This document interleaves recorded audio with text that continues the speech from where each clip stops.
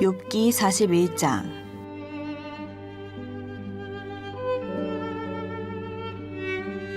내가 낚시로 리워야단을 끌어낼 수 있겠느냐? 노끈으로 그 혀를 맬 수 있겠느냐?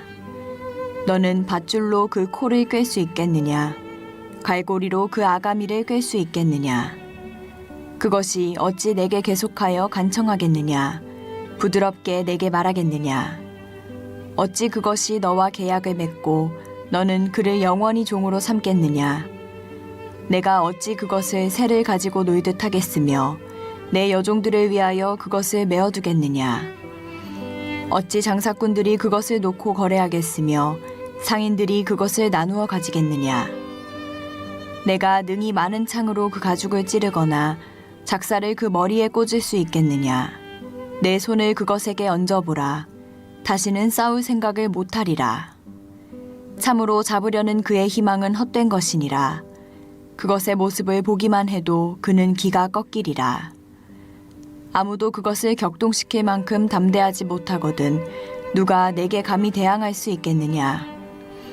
누가 먼저 내게 주고 나로 하여금 갚게 하겠느냐? 온 천하에 있는 것이 다 내 것이니라. 내가 그것의 지체와 그것의 큰 용맹과 늠름한 체구에 대하여 잠잠하지 아니하리라. 누가 그것의 겉가죽을 벗기겠으며 그것에게 겹재가를 물릴 수 있겠느냐? 누가 그것의 턱을 벌릴 수 있겠느냐? 그의 둥근 이틀은 심히 두렵구나. 그의 질비한 비늘은 그의 자랑이로다. 튼튼하게 봉인하듯이 닫혀 있구나. 그것들이 서로 달라붙어 있어 바람이 그 사이로 지나가지 못하는구나. 서로 이어져 붙었으니 능히 나눌 수도 없구나. 그것이 재채기를 한즉 빛을 발하고 그것의 눈은 새벽의 눈꺼풀 빛 같으며 그것의 입에서는 횃불이 나오고 불꽃이 튀어나오며 그것의 콧구멍에서는 연기가 나오니 마치 갈대를 태울 때에 솥이 끓는 것과 같구나. 그의 입김은 숯불을 지피며 그의 입은 불길을 뿜는구나. 그것의 힘은 그의 목덜미에 있으니 그 앞에서는 절망만 감돌 뿐이구나. 그것의 살껍질은 서로 밀착되어 탄탄하며 움직이지 않는구나. 그것의 가슴은 돌처럼 튼튼하며 맷돌 아래짝같이 튼튼하구나. 그것이 일어나면 용사라도 두려워하며 달아나리라. 칼이 그에게 꽂혀도 소용이 없고 창이나 투창이나 화살촉도 꽂히지 못하는구나. 그것이 쇠를 지푸라기같이 놋을 썩은 나무같이 여기니 화살이라도 그것을 물리치지 못하겠고 물맷돌도 그것에게는 겨같이 되는구나. 그것은 몽둥이도 지푸라기같이 여기고 창이 날아오는 소리를 우습게 여기며 그것의 아래쪽에는 날카로운 토기조각 같은 것이 달려있고 그것이 지나갈 때는 진흙바닥에 도리깨로 친 자국을 남기는구나. 깊은 물을 소태물이 끓음 같게 하며 바다를 기름병같이 다루는도다.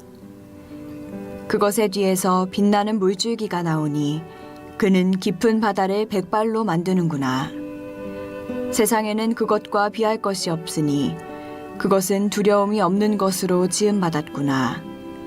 그것은 모든 높은 자를 내려다보며 모든 교만한 자들에게 군림하는 왕이니라. 오늘도 새벽에 나오신 여러분 모두를 주님의 이름으로 축복하고 또 환영합니다. 오늘 욥기서 41장 말씀인데 하나님의 놀라운 말씀이 또한 이것에 기록되어 있는 것을 보게 됩니다.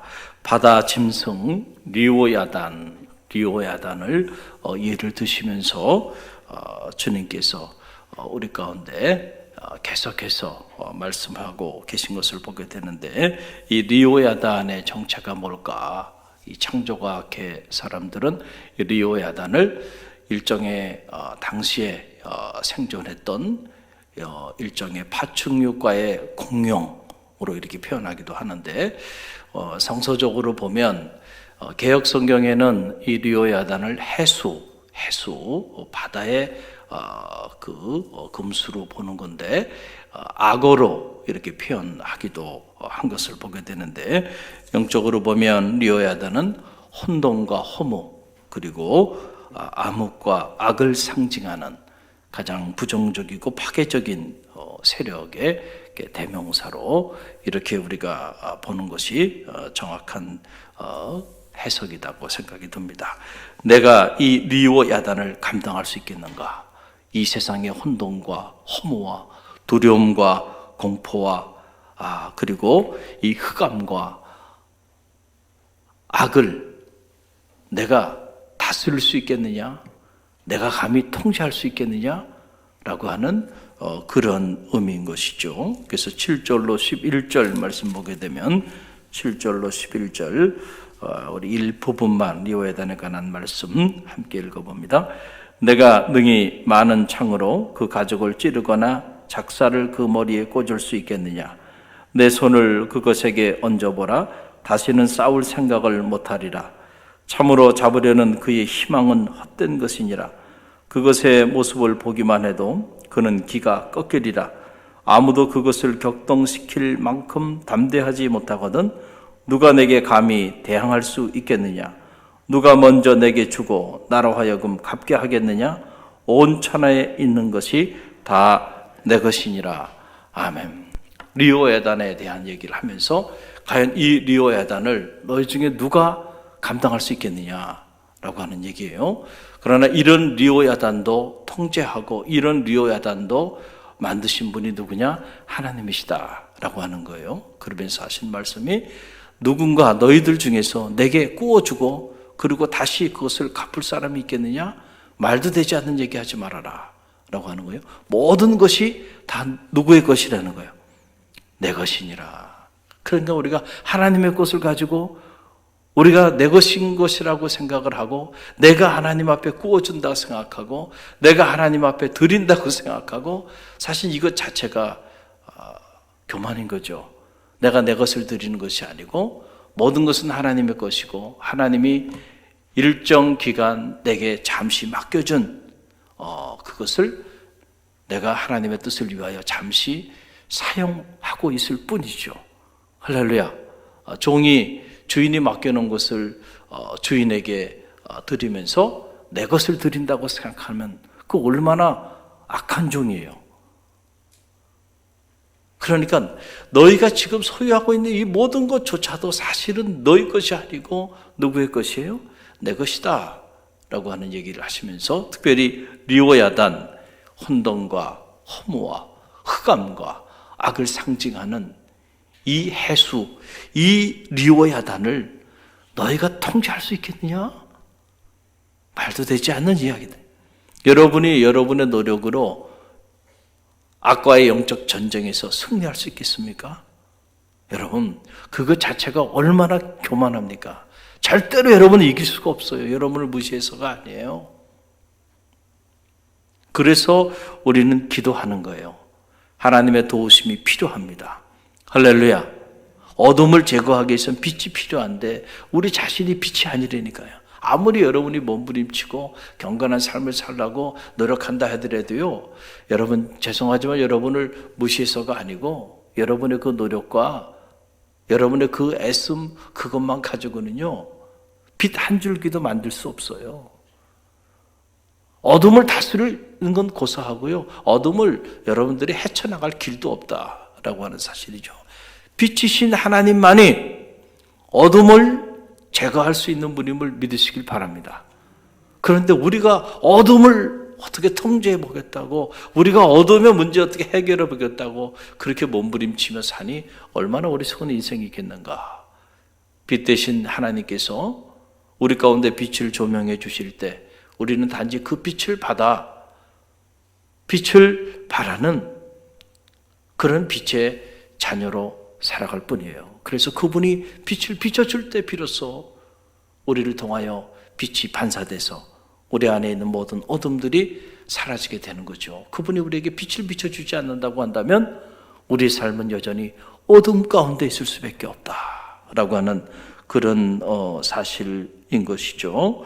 인간이 도저히 대항할 수 없는 이 악의 상징인 리오야단, 하나님은 이 리오야단을 제어할 수 있는 분이다. 그래서 오늘 이 욥기서 41장 마지막 끝자락에 보게 되면 리오야단의 정체를 좀 더 자세하게 설명하고 있는데, 모든 교만한 자들의 군림하는 왕, 그것을 리오야단으로 정의하고 있는 걸 보게 돼요. 33절로 34절 말씀 우리 다시 한번 함께 읽어봅니다.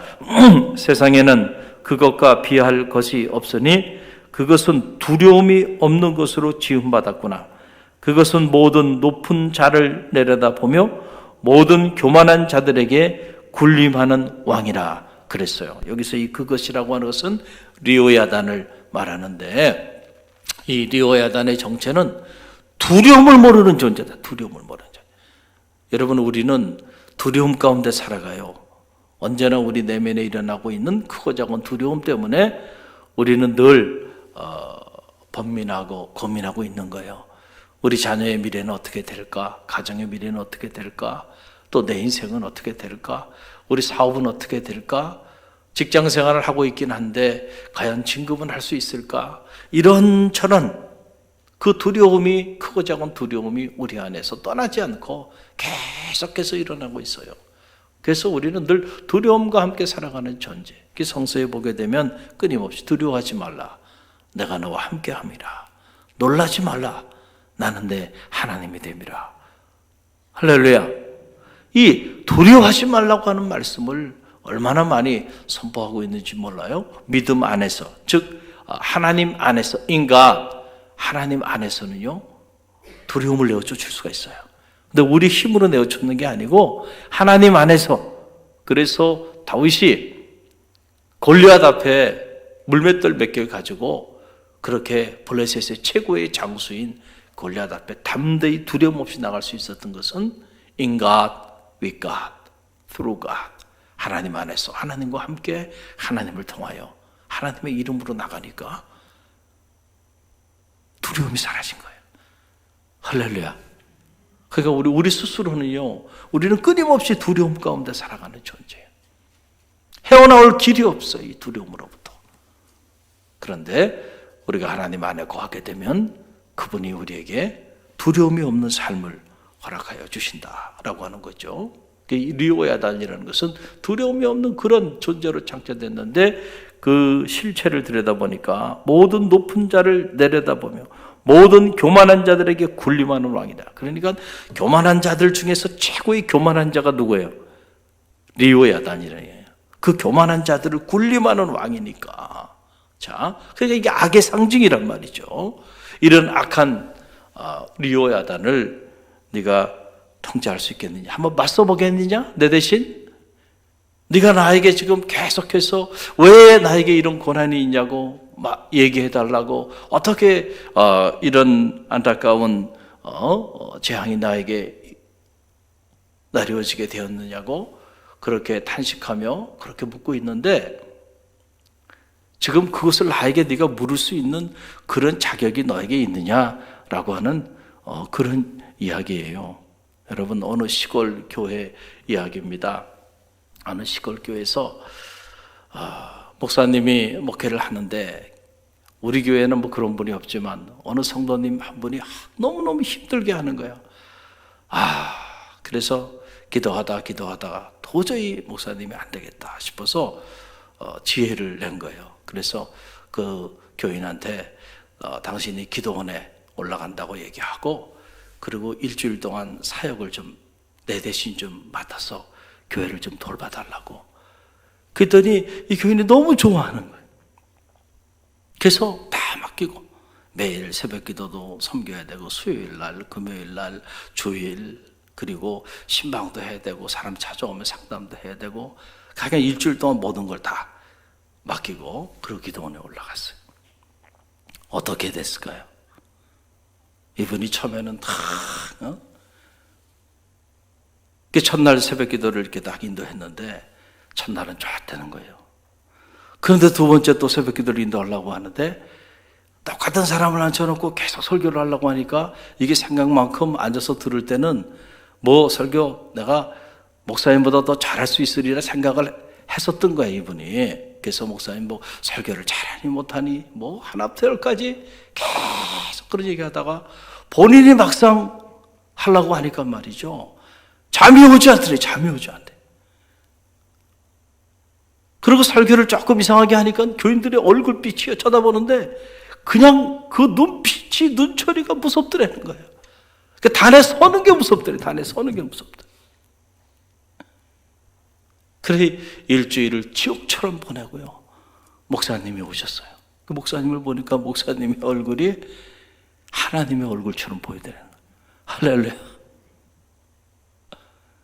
우리는 농사라도 짓고 있는데 대체 목사님은 낮에 뭐 하시나? 이런 생각부터 시작해가지고요. 온통 그런 생각들을 가지고 그렇게 지내다가 목사님 자리 한 일주일 있어 보니까 이거 미치겠더라는 거예요. 미치겠더라는 거예요. 그래서 그때부터 진심으로 목사님을 존경하면서 목사님을 사랑하며 중보하는 그런 동역자가 됐다라고 하는 그런 얘기예요. 이 말씀 드리는 이유는 뭐냐면 네가 내 대신 한번 해보겠느냐? 여러분 어린아이가 어른이 하는 일을 보면 우습게 보이기도 해요. 특별히 자녀들이 보면 자기 부모를 알기를 정말 경홀히 여기는 그런 자녀들도 있는 게 사실이에요. 자기가 보면 자기 눈높이에 보면 자기 부모가 좀 부족해 보이고 좀 마음에 안 들어. 그래서 경홀히 여기는 그런 자녀들도 있는 게 사실이에요. 그러나 그 자녀가 자기가 나이가 들어서 결혼을 하고 자녀를 낳고 나면 그래서 부모가 되어 보면 이 부모의 자리라고 하는 것이 얼마나 버거운 자리고 부모의 사랑이라는 것이 자식을 향한 사랑이라는 것이 얼마나 한없이 깊은가라고 하는 것을 그때 늦게야 깨닫게 되는 거예요. 그전에는 몰라. 그전에는 몰라. 그냥 보면 부족해 보여 부모가. 그래서 늘 부모님에 대한 불만을 가지고 그리고 살아가는 자녀들도 있는 게 사실이에요. 그러나 부모가 돼보고 엄마가 돼보고 아빠가 돼보면 그 짐이 얼마나 무거운가라고 하는 걸 알게 되죠. 여러분 저는 이 욥기서 41장을 읽으면서 하나님이 참 우리 인생들을 바라봤을 때 참 어떤 모습으로 바라봤을까? 왜 이렇게 하시나요? 왜 저렇게 하시나요? 뭐 우리는 너무 쉽게 하나님의 행하시는 일들에 대하여 우리가 이렇게 말하고 저렇게 말하고 우리 입장에서 그것도 이런 주장을 하고 저런 주장을 하고 그런 말들을 많이 하게 되는데 여러분 하나님 입장에서 보면 참 어떨까 이런 생각을 갖게 되는 거예요. 지금 욥의 고난, 이 알 수 없는 욥의 고난, 욥의 입장에서 나는 의인의 길을 그래도 걸어왔고 이 정도의 재앙을 받을 만한 죄를 범치 않았는데 그래서 괴로웠고 그래서 탄식했던 거죠. 그런데 그런 괴로워하는 그 탄식조차도 엄밀한 의미로 보면 하나님 앞에 따지고 물을 수 있는 자격이 우리에게는 없는 그러한 존재다라고 하는 사실이에요. 왜냐하면 하나님은 우리를 만드셨어요. 창조주가 되시고 우리는 그분의 피조물이 됐어요. 그리고 모든 것은 그분의 것이에요. 자, 당신이 만드셨고 당신에게 속해 있는 것을 당신이 당신의 자유를 가지고 당신이 행한다고 하는데 그것에 대해서 우리가 왜 이렇게 하냐고 이의를 제기한다고 한다면 그게 자격이 있는 건가? 그렇지 않잖아요. 내가 만들었고 그리고 내게 속한 것 내가 내 자유를 가지고 내가 이렇게도 할 수 있고 저렇게도 할 수 있는 건데 왜 이렇게 합니까? 왜 저렇게 합니까? 라고 이의를 제기한다고 한다면 그것이 과연 자격이 있는 그런 주장일 수 있겠는가라고 하는 사실이죠. 여러분 그럴 수 없다. 욥기서가 우리에게 던져주는 또 하나의 이 근본적인 문제예요. 또 하나 그분의 지혜는 우리를 만드신 그분의 지혜는 우리의 지혜보다는 훨씬 지혜로우세요. 여러분 믿습니까? 이걸 인정하는 여러분이 되시길 간절히 바랍니다. 그런데 자꾸 우리는 우리의 지혜가 하나님의 지혜보다 더 뛰어나다고 생각해요. 그래서 자꾸 내 생각대로 하나님이 행하시지 않는 일에 대해서 여러분들이 견디지 못하고 왜 하나님이 이렇게 하십니까? 왜 하나님 저렇게 하십니까? 라고 여러분들이 따지기도 하고 불평하기도 한다는 거예요. 왜 그러나? 내 생각이 더 옳기 때문에 그런 거예요. 내 생각이 옳으니까 하나님이 행하시는 그 일들에 대해서 우리가 자꾸 이 일을 제기한다는 거예요. 정말로 하나님의 지혜가 내 지혜보다 뛰어나고 하나님의 생각이 내 생각보다 훨씬 더 월등하다고 정말로 그렇게 믿는다면 우리는 하나님이 행하시는 일들에 대하여 내가 이해할 수 없고 내가 납득할 수 없다 할지라도 이 일을 제기하지는 않을 거라는 얘기예요. 할렐루야. 이 일을 제기하는 이유는 내가 더 똑똑하다는 거예요. 내가 더 옳다는 거예요. 내 생각이 더 맑다는 거예요. 그러니까 하나님의 생각은 잘못됐고 그리고 하나님의 지혜도 문제가 있고 내 생각대로 내 지혜대로 그렇게 하나님이 움직여야 옳은 하나님이라고 생각하는 것이죠. 또한 하나님의 능력은 여러분의 능력보다 훨씬 더 뛰어나세요. 여러분 믿습니까?